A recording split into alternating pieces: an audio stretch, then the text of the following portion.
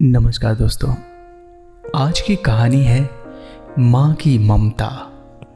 एक भावुक कहानी। एक छोटे से कस्बे में समीर नाम का एक लड़का रहता था। बचपन में ही पिता की मृत्यु हो जाने के कारण परिवार की आर्थिक स्थिति बड़ी दयनीय थी।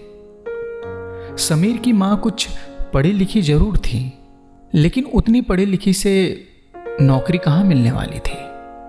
सो घर घर बर्तन मांजकर और सिलाई बुनाई का काम करके किसी तरह अपने बच्चे को पढ़ा लिखा रही थी। समीर स्वभाव से थोड़ा शर्मीला था और अक्सर चुपचाप बैठा रहता था। एक दिन जब वो स्कूल से लौटा तो उसके हाथ में एक लिफाफा था। उसने माँ को लिफाफा पकड़ाते हुए कहा, माँ, मास्टर साहब ने तुम्हारे लिए ये चिट्ठी भेजी है, जरा देखो तो इसमें क्या लिखा है।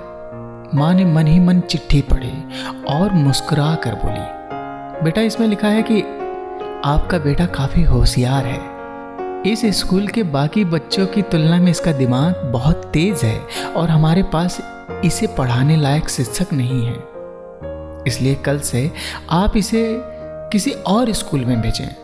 यह बात सुनकर समीर को स्कूल न जा सकने का दुख तो हुआ, पर साथ ही उसका मन आत्मविश्वास से भर गया कि वो कुछ खास है और उसकी बुद्धि तीव्र है। माँ ने उसका दाखला एक अन्य स्कूल में करा दिया।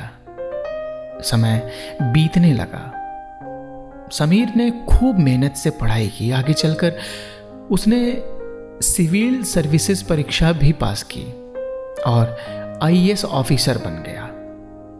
समीर की माँ अब बूढ़ी हो चुकी थी और कई दिनों से बीमार भी चल रही थी और एक दिन अचानक उनकी मृत्यु हो गई। समीर के लिए बहुत बड़ा आघात था। वह बिलख बिलख कर रो पड़ा। उसे समझ नहीं आ रहा था कि अब अपनी माँ के बिना वो कैसे जिएगा। रोते रोते ही उसने माँ की पुरानी अलमारी खोली और हाथ में उनकी माला, चश्मा और कुछ अन्य वस्तुएं लेकर चूमने लगा। उस अलमारी में समीर के पुराने खिलौने और बचपन के कपड़े तक संभाल कर रखे हुए थे। समीर एक एक कर सारी चीजें निकालने लगा और तभी उसकी नजर एक पुरानी चिट्ठी पर पड़ी। दरअसल ये वही चिट्ठी थी जो मास्टर साहब ने उसे 18 साल पहले दी थी। नम आंखों से समीर उसे पढ़ने लगा। आदरणीय अभिभावक, आपको बताते हुए हमें अफसोस हो रहा है कि आपका बेटा समीर पढ़ाई में बेहद कमजोर है और खेल कूद में भी भाग नहीं लेता। जान पड़ता है कि उम्र के हिसाब से समीर की बुद्धि विकसित नहीं हो पाई है, अतः हम इसे अपने विद्यालय में पढ़ाने में असमर्थ हैं। आपसे निवेदन है कि समीर का दाखला किसी मंद बुद्धि विद्यालय में कराएं अथवा खुद घर पर रहकर इसे पढ़ाएं। सादर, प्रिंसिपल। समीर जानता था कि भले अब उसकी माँ इस दुनिया में नहीं रही, पर वो जहां भी रहें, उनकी ममता, उनका आशीर्वाद सदा उस पर बना रहेगा। दोस्तों, रुडयार्ड किपलिंग ने कहा है, भगवान सभी जगह नहीं हो सकते, इसलिए उसने माएँ बनाई। दोस्तों, माँ से बढ़कर त्याग और तपस्या की मूर्त भला और कौन हो सकता है।